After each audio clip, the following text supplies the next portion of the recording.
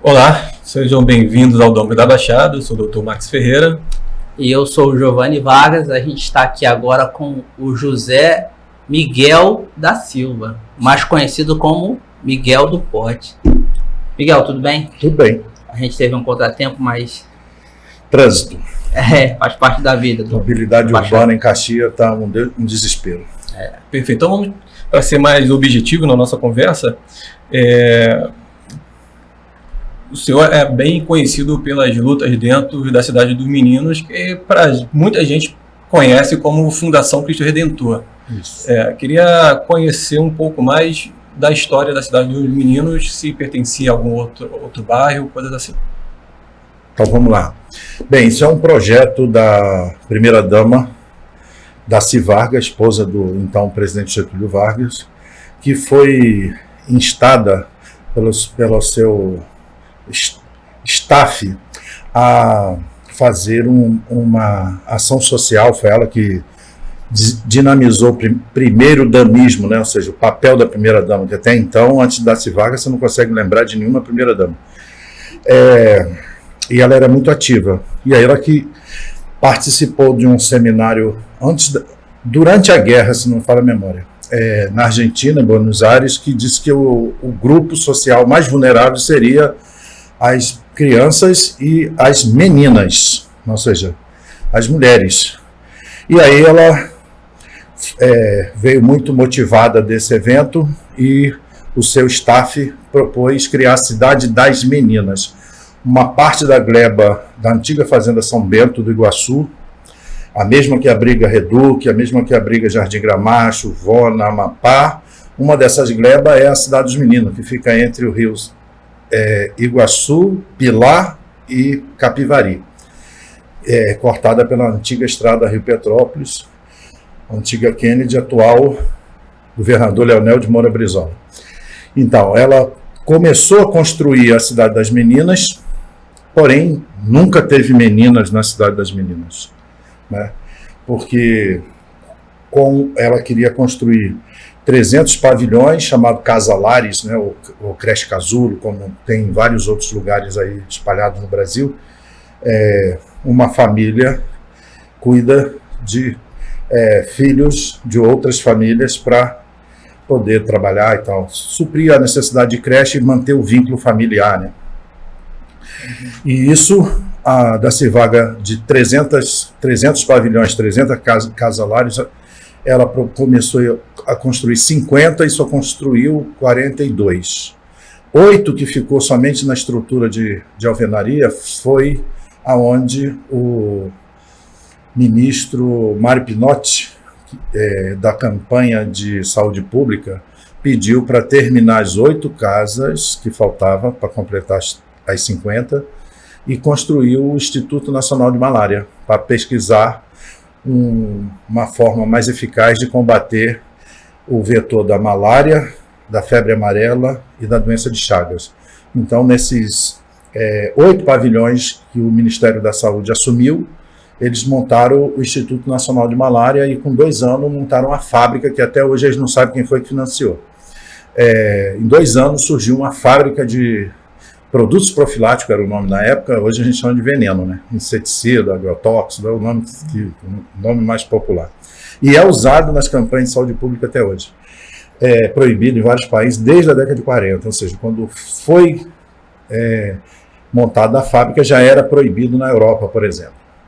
Então, a Cidade das Meninas, que nunca teve menina, a intenção foi construir a Cidade das Meninas. Porém, a Daci Vargas, em 1954.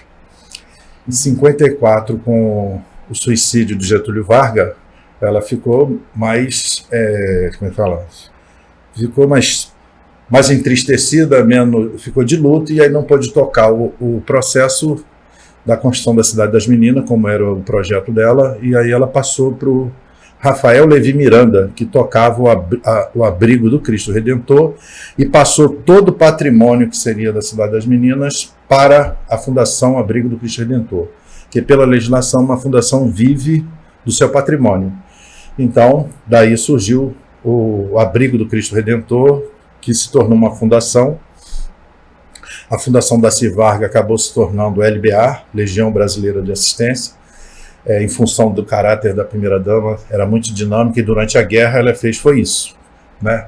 Formar mão de obra para trabalhar na retaguarda dos combatentes e tudo, da onde surgiu aí várias figuras ilustres.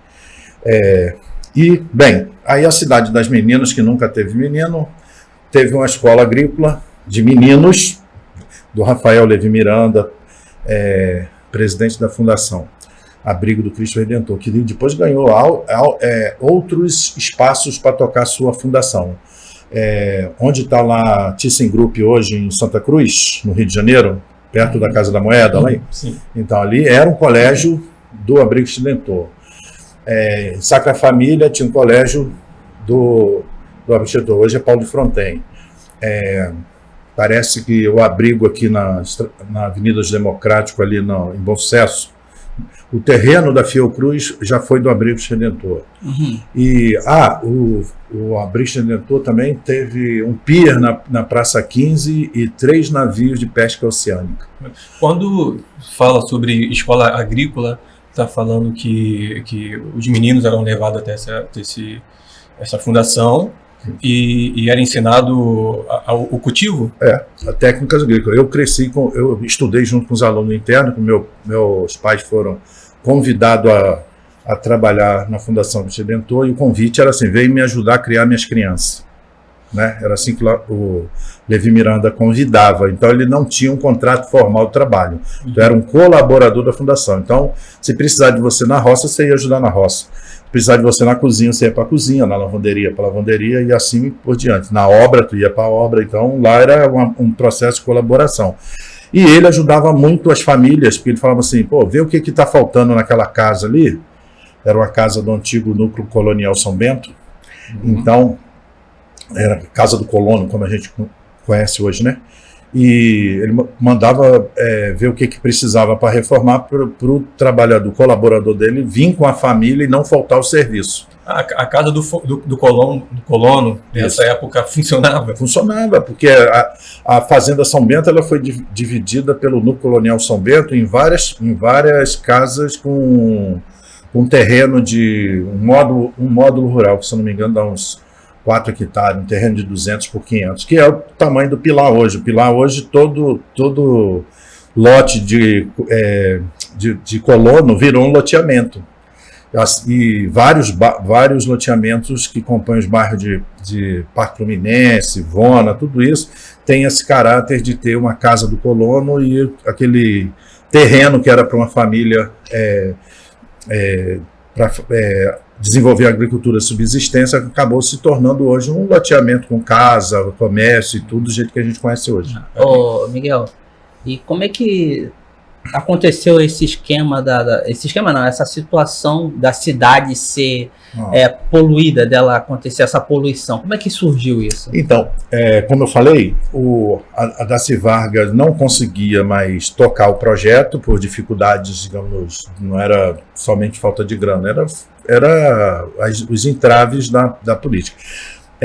Uma das coisas que aconteceu foi Getúlio, quando ele se mata, se é que ele se matou mesmo, a controvérsia, né? Quando ele se suicida, ele atrasa o golpe militar em 10 anos. Então isso é bom que seja grifado isso. O golpe era para ser em 54. Ele se matando, o golpe só 10 anos depois que vai acontecer o golpe militar. Ou seja, então aquela história de saio da vida para entrar para a eternidade, eu estou eternizando ele aqui. E aí a Darcy Vargas já foi perdendo o espaço dentro do governo, né? E aí toda a sucessão depois foi para acabar com a herança de Vargas, né? Ou seja, e aí quando ela cede em comodato para o Ministério da Saúde fazer um instituto de pesquisa da malária, que entra o Ministério da Saúde. E o pessoal da campanha chamava DNRU, Departamento Nacional de Endemias Rurais. E eles estavam testando com DDT para borrifar na casa dos colonos. Era uma prática no Brasil agrário, né, até 1950. borrifar veneno dentro da casa para evitar o vetor da malária, da febre amarela e da doença de Chagas, né, o barbeiro. Esses insetos são vetores da doença, né, do vírus, né? Acho que é do vírus. Não sei se é virótica, acho que não é virótica, não.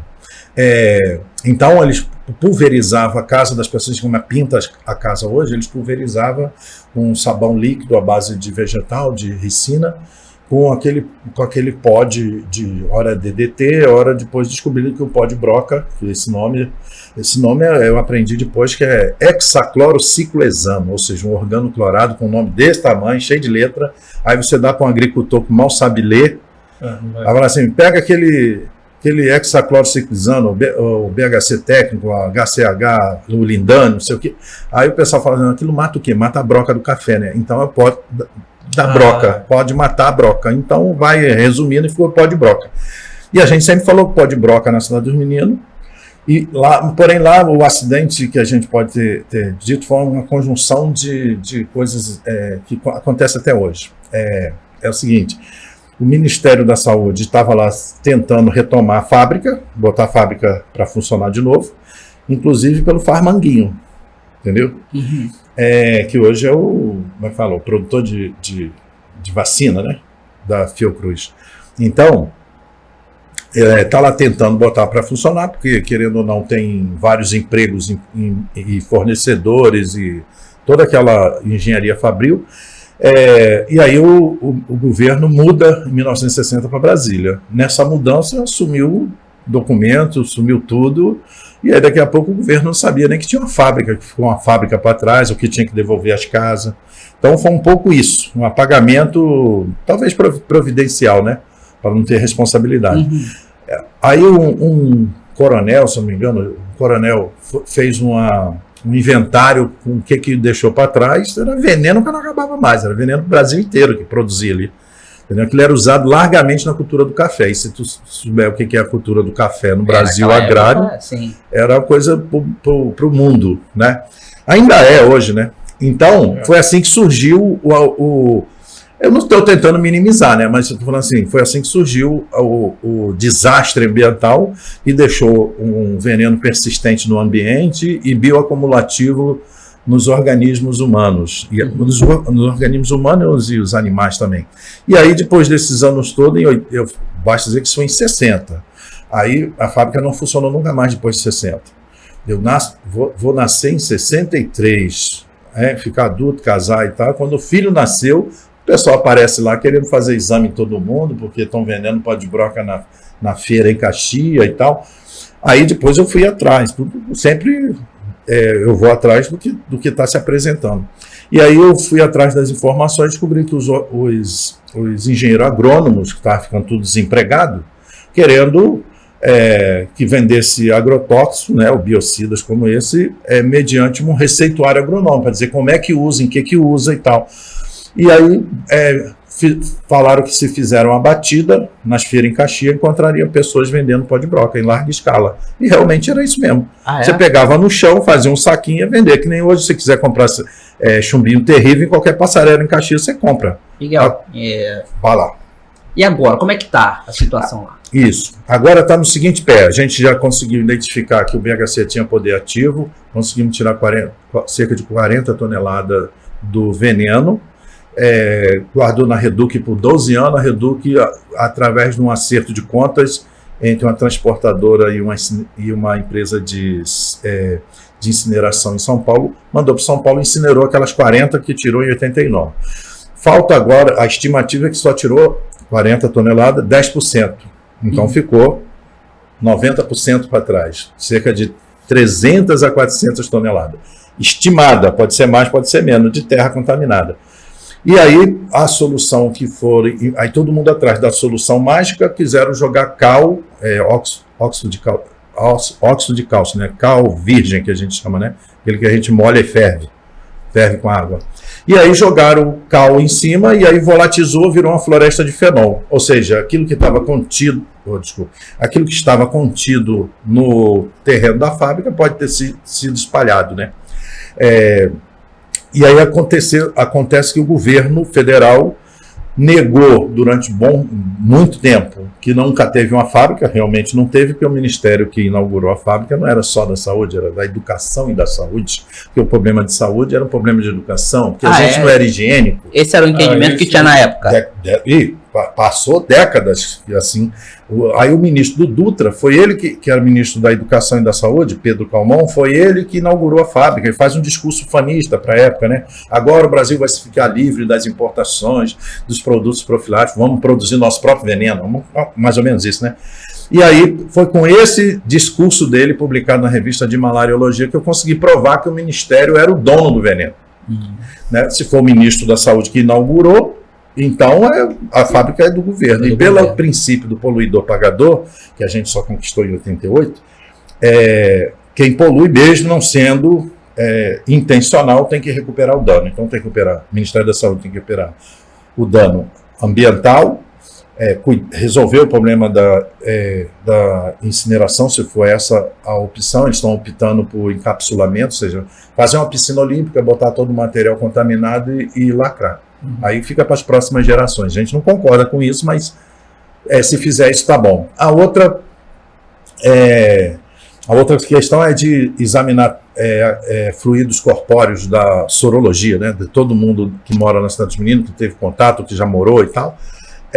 Fazer exame de sorologia e ver se tem traço de contaminação desses contaminantes. Todo mundo tem. E consecutivamente haver uma indenização moral. Aí tem indenização por danos morais, mas não conseguimos ainda o nexo causal dos casos de câncer que possa ter na comunidade, dos abortos espontâneos e das outras doenças que a contaminação química pode provocar. Miguel, deixa eu só te fazer uma pergunta. O Júnior Turismo 1, ele fez uma pergunta e perguntou assim: tem algum motivo para as ruas não serem asfaltadas? Necessariamente não existe um motivo. Por exemplo, o pessoal até alegava lá que em determinado momento se colocou material do escombro da fábrica para tapar os buracos da estrada. Aí fala, colocou pó de broca na estrada. Ficava o odor, mas como era um troço usado para matar piolho, que todas as mães botavam na cabeça dos filhos, então era 0 a 0. Você não faz mal na cabeça, vai fazer mal na rua? Dificilmente. E ainda tem mais, as hortas eram cercadas de veneno em volta. Entendeu? Você faz uma horta lá, adubo e tal, não sei o que, e cerca o canteiro de alface, de couve de veneno. Isso era comum. E na seca era uma beleza, né? Então, porque não tinha praga, então a couve dava umas folhas lá de metro. Então, dava tudo. E a gente vai se contaminando e o organoclorado, hoje eu chamo de HCH, né? Já chamei de pó de broca há muito tempo. O organoclorado, ele é bioacumulativo, ele entra no corpo e não é excretado, nem pela urina, nem pelas fezes, nem pelo suor, nem nada. Ele não se desfaz? Não, ele vai se acumulando, ele é bioacumulativo. Ele não é absorvido pelo corpo. Ele vai se acumulando, e se acumulando no tecido adiposo, né, na gordura do corpo. Ele vai ficando ali. Porém, ele vai interferindo ele é neuroreceptor, e o lugar que mais tem receptor é o sistema nervoso. Então ele ataca o sistema nervoso do inseto e ataca o sistema nervoso do ser humano também. Então quando você chega num limite, né, se é que a gente tem limite, cada organismo tem o seu limite, aí você desenvolve uma doença, que pode ser neurológica, pode ser do trato gastrointestinal, pode ser várias. Tem 32 doenças, todas elas a gente encontrou alguém com uma ou outra, ou às vezes com mais de uma, na cidade dos meninos. E possui uma estimativa de quantas pessoas foram lesionadas? Cara, olha só, passou durante os anos que o colégio interno funcionou, 20 mil alunos, 20 mil indivíduos passou por aquele colégio. A gente não conseguiu rastrear todos, alguns. Para você ter uma ideia, em 91 para 93 fizeram a análise sorológica no sangue das crianças internas, acharam 50% dos alunos interno, e muitos estavam chegando na cidade dos meninos, nem tinha morado lá ainda, estavam recém-chegados. Então, se a gente fizer a conta de 20 mil pessoas passou pela cidade dos meninos, usando pó de broca em larga escala, botando uma porcentagem de 50%, você tem 10 mil contaminados. Isso é para ficar por baixo, mas acho que todos que passaram por lá estão em alguma proporção contaminada, porque era usado indiscriminadamente em toda a área agrícola, sendo um colégio agrícola, o pessoal consumia o leite dali, consumia a carne dali, a fruta dali, o legume, as hortaliças dali. Então, diria que poderia estar até mais contaminado do que os atuais, que tomaram algum nível de cuidado, né? Então, atualmente, agora para a última semana, né? A última semana, a gente teve uma oficina com o Laboratório de Ecologia Humana e Saúde do Trabalhador da Fiocruz, o SEST. Fizemos uma oficina, o governo federal dispôs de cerca de 10 milhões de reais para esse primeiro levantamento, atualizar o levantamento, e não promete não, se compromete, que é pior ainda, né? Por decisão judicial. Então, o compromisso eu tenho que acreditar. Então, por sentença judicial de resolver no ano que vem o problema, só não resolveu esse ano em função do período eleitoral, que de abril para cá não pode fazer uma chegou a dar um período que vai... Ano que vem o Ministério, esse ano a Fiocruz já atualiza as informações quanto é o nível de contaminação, quanto ao nível, quanto ao número de pessoas afetadas, quanto à questão do direito, quanto à questão social, que infere na questão da vida familiar, laboral lá dentro na Cidade dos Meninos, e, por fim, fazer uma regularização fundiária. Então, a gente propôs para o governo federal, nós da comunidade, da Associação de Moradores, discutimos com eles a questão do ambiente, do meio ambiente, que é resolver o problema da contaminação no solo, se vai tirar, encapsular, se vai incinerar, decidir por qual metodologia se livrar do problema. Eu pugno, né? Faço gestão lá para que não seja transferido para as próximas gerações. Então, resolva, assim como a Petrobras resolveu as 40 toneladas, vamos resolver do mesmo jeito. Tem quantas toneladas ainda? Cerca de 300 a 400 toneladas, porque eles estimaram que tiraram 10%. Como tiraram 40 toneladas, se estima que ficou 400. E no caso, se fosse extinguir essas toneladas tudo, teria como montar uma fornalha lá e queimar? Vou colocar em bombonas e levar para onde vai incinerar. Foi assim que foi feito com as 40 toneladas. 200 bombonas de solo contaminado, mas muito mais pura, a parte visível do veneno, guardou na Petrobras até achar uma solução. A Petrobras achou uma solução. Incinerar lá em São Paulo, em Suzano, e fazer um acerto de conta, né? Quem deve o governo, o que cobraria para levar a empresa de transporte é perdoada na sua dívida, naquele valor, e quem incinerou é perdoada na dívida que tiver com o governo, em imposto atrasado ou a pagar. E agora estamos assim, esperamos que desse ano até o começo do primeiro semestre do ano que vem, definir a metodologia, ter as licenças, já tem licença do INEA para fazer encapsulamento. A gente está tentando dar uma melhorada, né? O encapsulamento já resolve o contato, né? Vamos dizer assim. Miguel, deixa eu te fazer uma pergunta. Depois que tiver todo esse, como é que fala, essa empreitada, encapsular, levar, queimar, a área vai dar para ser reutilizada, passada para a população? Então, justamente, o uso futuro da área vai nortear qual metodologia a ser utilizada. Então, se a gente retira todo o veneno, toda a área, toda a terra contaminada, e as 400 toneladas de área de terra contaminada dá um terreno de 40 mil metros quadrados, coisa de 1 metro de profundidade, talvez um pouco mais, um pouco menos. Uma vez resolvida, vamos dar o uso futuro à área. Aí tem um projeto para todo mundo querendo de olho, porque não é teu, né? No terreno é do governo federal, então não é de ninguém. A gente tem essa cultura que o terreno que é de todo mundo não é de ninguém. Aí um quer botar galpão na beira do arco, o outro quer botar autódromo, o outro quer botar a cidade Minha Gente, o outro quer botar... Cada um tem um projeto maluco para a cidade dos meninos.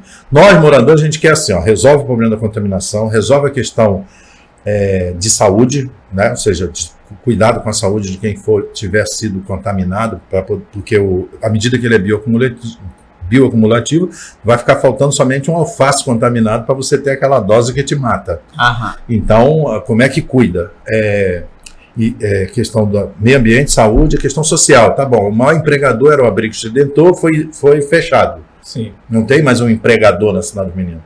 E aí como é que faz? Como é que o que a gente coloca no lugar para empregar as pessoas que vivem lá? Até porque tirar de lá não resolve, entendeu?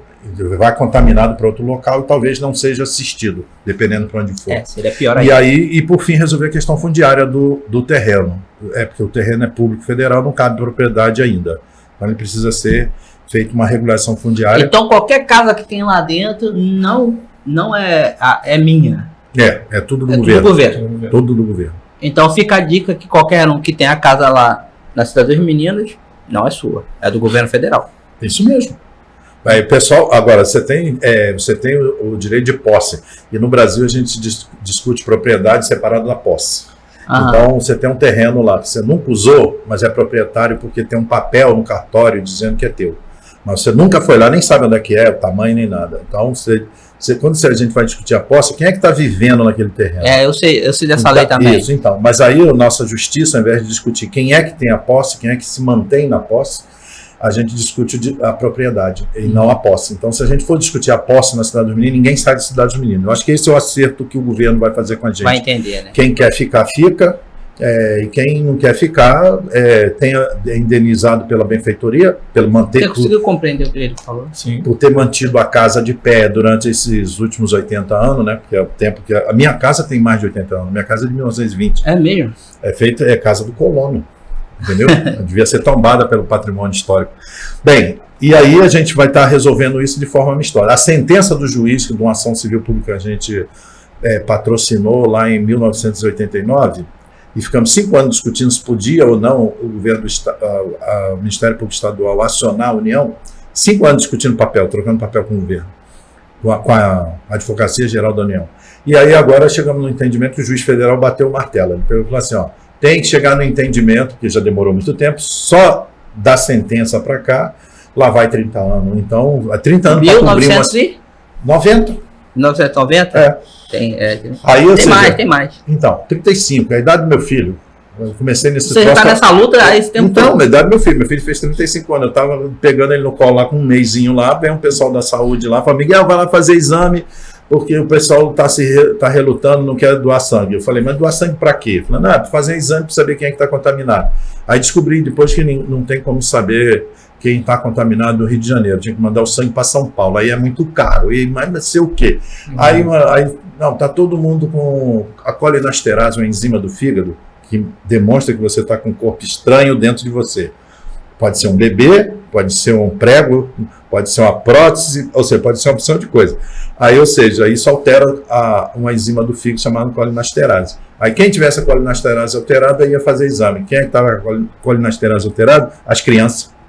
Os adultos não, mas as crianças estavam. Então, deu um sinal, acendeu uma luz vermelha lá no Ministério da Saúde e falou, fecha a escola. E quem fechou era nesse prédio, né, Zé?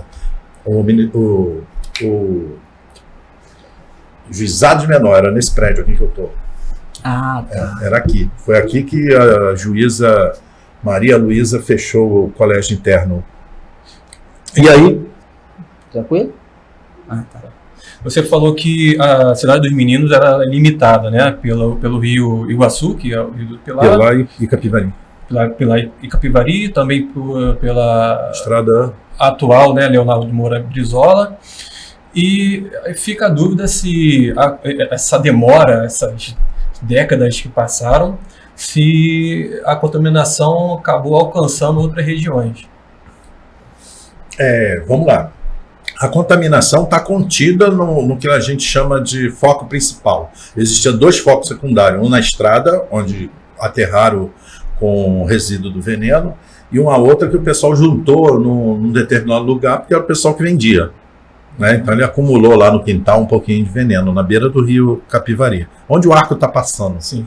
Então, o pessoal que veio das empresas para identificar, fazer o que eles chamam de gradiente de contaminação, eles pegaram 2 focos secundários na estrada e na beira do rio, rasparam tudo e colocaram no foco principal, que é do lado da minha casa. E fizeram a cerca. Né? E fizeram uma cerca que os animais não poderiam entrar. A cerca acabou, o pessoal começou a botar o gado lá. Nós, moradores da Cidade dos Meninos, durante a gestão do ministro José Serra, né, ele fez uma barreira sanitária. Ou seja, todo mundo que tinha... O que está contaminando as pessoas? O ovo da galinha, então acaba com a galinha. Essa foi a ideia. Essa foi a ideia. Pessoal, a gordura do porco, acaba com o porco. Aí foi assim. Aí depois que começou a aparecer boi, o pessoal vender queijo. Aí eu brinco até com o povo da Fiocruz. Falo assim, ó, queijo que vocês comem aqui, que aquele cara do carro vermelho vende, é lá da cidade dos meninos, hein? Leite é de lá. Ou seja, aí eu levo a imprensa lá na área contaminada, onde era a fábrica, aí eu vejo lá os vestígios de pó de broca, eu cavo lá, boto a mão e tudo para eles, aí fica assim, bom, Miguel, aí começa a sentir um cheiro, faz esse cheiro enjoado aí, não sei o que, isso é pó de broca, o veneno tá aí até hoje, entendeu? Aí eu falo assim, mas isso que tá do lado do veneno aqui é cocô de vaca, entendeu? Porque ninguém cria boi para corte lá não, cria vaca leiteira, mas não é morador das antigas, é gente que foi aparecendo gente lá. E aí montaram uma imobiliária na cidade dos meninos, o pessoal está vendendo terreno, vendendo tudo que é do governo, está vendendo. 2 crimes, né? Quem compra e quem vende. E, tem uma ocupação de 500 casas, no bairro que é dentro da área da cidade dos meninos. O Alexandre Cardoso, prefeito da época, tentou levar lá a Polícia Federal para tirar, não conseguiu tirar ninguém. E hoje aquilo está asfaltado, que é pior ainda, né? E outras franjas. Eu diria que hoje já tem umas 10 mil famílias morando na cidade dos meninos por força dessa ocupação orquestrada, principalmente em período eleitoral. Entendeu? Então, já favoreceu a opção de campanha, esse tipo de prática, né? Então, por isso que a gente pede para fazer a regulação fundiária.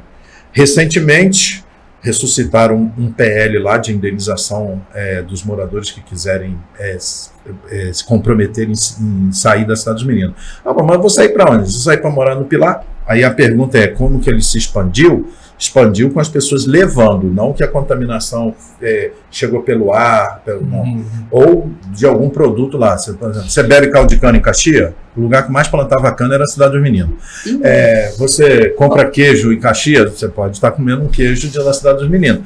Ou seja... Miguel, deixa eu só um instante. A metade do Pilar é aterrado pelos montes lá da cidade dos meninos. Você lembra? Então quer dizer que talvez eles correm risco de ter tido...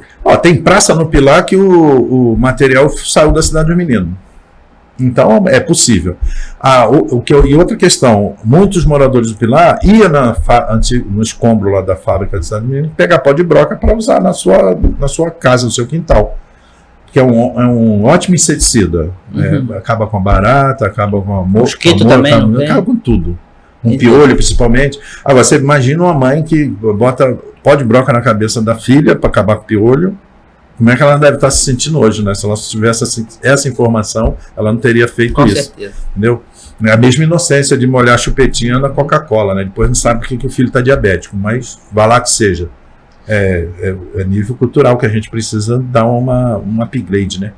Agora, não tem o risco do vento carregar para o Pilar ou para o Capivari e tal, nem da água. E nem da água, ele não é solúvel em água. Então, se a enchente levar o pó de broca, vai levar fisicamente.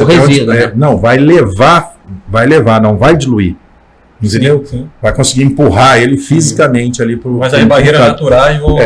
E o lençol freático na cidade do menino segue o relevo, ou seja, ele vai da Figueira para o Rio Iguaçu, da Figueira para o lote 15, digamos assim, nessa direção.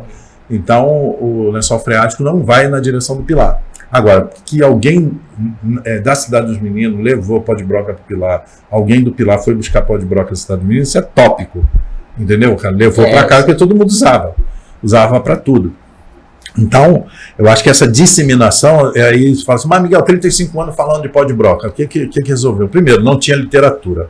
Eu não consegui trazer todas, mas, digamos assim, o último livro publicado é um livro que tem um aspecto jurídico, né? Um aspecto jurídico, trata do aspecto jurídico do nosso direito na cidade dos meninos. Aí, o nome que o professor Marcelo Santana deu foi Cidadania Solidária. Por quê? Em nome de defender uma comunidade, a gente gerou um direito. Tanto é que o juiz federal não sabe o que faz, mandou o Ministério. Entra em entendimento com o morador para resolver o problema, porque a gente deu um nó jurídico, né? E aí o colega conseguiu traduzir no livro dele o que a gente chama de direito insurgente, direito achado na rua. Ou seja, quando você cria um direito que você não tinha, que nem o direito à internet.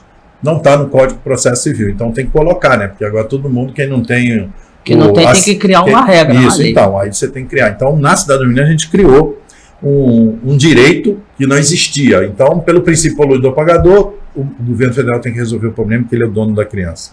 Mas e agora? E qual é o direito que o morador tem por ter sido contaminado com agente cancerígeno no seu organismo? Pronto, quanto é que custa isso? Quanto é que custa a minha saúde? Isso não tem como mensurar. Aí vai ter que chegar no entendimento comigo, o que eu aceito como indenização. Mas não quer discutir no atacado, quer discutir no varejo. E aí você arruma um advogado meio preguiçoso, você perde. Você arruma um advogado um pouquinho mais preparado, aí você ganha danos morais. Aí chega lá e vira jurisprudência. Então todo mundo tem direito a uma indenização. Até quem ainda não pediu tem. Né? E quem pedir se adoecer vai ter direito a o governo banca os seus medicamentos até o dia que ele morrer, entendeu? Então é uma coisa assim, a gente criou um direito que não se tinha. E aí o que isso serve para outras comunidades? Porque apareceu situação parecida em São Paulo, mas não era do governo federal, era privado. O que fizeram com a empresa privada, exigiram que o governo federal exigiu que a empresa privada fizesse lá em São Paulo, o governo não quer fazer aqui, de tão caro que é. Saiu, para você ter uma ideia, todo mundo que trabalhava na empresa para ser indenizado depois, nos mesmos 30 anos, para resolver, deu R$1 bilhão só de indenização trabalhista. Então, você imagina se fosse para a Cidade dos Meninos, aquelas 10 mil pessoas que estão morando na Cidade dos Meninos, eles foram lá trabalhar para criar as crianças no colégio interno da Fundação de Diretor. Ou seja, tem gente que se aposentou. O meu tio, por exemplo, que me criou, morou 44 anos na Cidade dos Meninos. Quanto é que custa isso numa indenização por danos à saúde? Pelo amor de Deus, né? Ou seja, o governo sabe. Então, faz assim, entra no entendimento. Então, igual o povo que mora na beira do rio, você vai lá e oferece um aluguel social de 500 conto. Qual é aluguel que é 500 conto? Uma kitnet na favela. É o que sobra pra gente. Entendeu? As 10 famílias que moravam em volta da fábrica tiveram suas casas demolidas por segurança. Então, escolhe um lugar para morar. A maioria escolheu 25 de agosto, onde o condomínio era R$1.500. E o governo estava pagando até 2016. Depois de 2016, a prefeitura não prestou conta e aí a gente ficou no limbo jurídico. Ok? Ok. A gente tinha diversos assuntos para conversar mais sobre, porque foi secretário, né, do meio ambiente na cidade de Duque de Caxias, e esse é um assunto que eu gostaria de conversar, né, porque nós temos aí uma biodiversidade bem rica, mas infelizmente totalmente em degradação. Então, eu vou mostrar a camisa. Não sei se pega tudo, pega? Vira um pouquinho. Isso. Então, vamos lá. A poluição que não está no mapa. Isso, a poluição que não está no mapa. A que está no mapa aqui é lixão de Jardim Gramacho, vaza chorume para a Baía de Guanabara, a Reduc, que é a maior fonte de poluição, fonte fixa de poluição de gases tóxicos para a nossa atmosfera, e a Cidade do Menino, que é uma contaminação do solo. Todos esses três é falado em todos os documentos da prefeitura, no plano diretor, nas avaliações ambientais da cidade e tal. Qual é a solução para o Jardim Gramacho? Jardim Gramacho é da Conlurb. Quem tem que pagar a conta para resolver o problema do Jardim Gramacho é a Conlurb, Prefeitura do Rio de Janeiro. Se tudo correr bem, Eduardo Paes de novo. Essa conversa a gente vai ter de deixar para a próxima conversa. Eu topo voltar. E chegar na hora, de preferência. Por questão do tempo, né? Então quer dizer que existe esses três fatores aqui na cidade de Caxias. Reduc, poluição atmosférica. O aterro sanitário de Gramacho. O aterro sanitário e a Cidade dos Meninos. Poluição do solo. Vamos lá. Quer dizer que o Gramacho é a responsabilidade da Prefeitura do Rio. Né? E, no caso, eles têm algum método, eles prometeram um método que vão fazer a intervenção, alguma obrigação que eles vão fazer? Todos têm. Todos têm um responsável, uma metodologia, uma ação judicial para ser resolvida. Todos eles têm. A gente propõe conversar na outra oportunidade. Eu venho aqui com maior calma, a gente pede um pouco mais de tempo. Né, Zé? E a gente toca. Beleza? Então nós temos muito a agradecer por senhor ter vindo aqui, nessa correria toda. Desculpa. Pode falar. Desculpa. Eu Eu fiquei muito agradecido, mesmo que o tempo foi curto, a gente poderia ter tido um pouco mais de tempo, mas foi muito bom esse curto período. A gente agradece a gentileza e elucidou muito a gente. Verdade. Entendeu? Foi bem esclarecedor. Muito obrigado. Eu que agradeço o espaço, todo lugar que puder estar falando um pouquinho sobre a questão da cidade. Eu não falo da cidade mesmo, eu falo mais da minha cidade toda, né? A luta da cidade do menino me catapultou para as questões ambientais da cidade, da região da Baixada Fluminense e do estado e, quiçá, do Brasil, porque a gente gerou literatura para cuidar de outros passivos no Brasil afora. E eu fico muito feliz de vocês mais jovens estar querendo ouvir esse assunto. Com certeza. Beleza? Me coloco à disposição. Perfeito. Obrigado. Gostamos de falar sobre nossos patrocinadores. Então, quer falar? Quer iniciar? Sim, vamos lá. Deixa eu falar rapidamente aqui. Se você precisa profissionalizar suas redes sociais, a Sakura e Nankin é a solução. Nós criamos artes exclusivas e cuidamos de todo o gerenciamento estratégico, garantindo mais engajamento e uma presença forte online.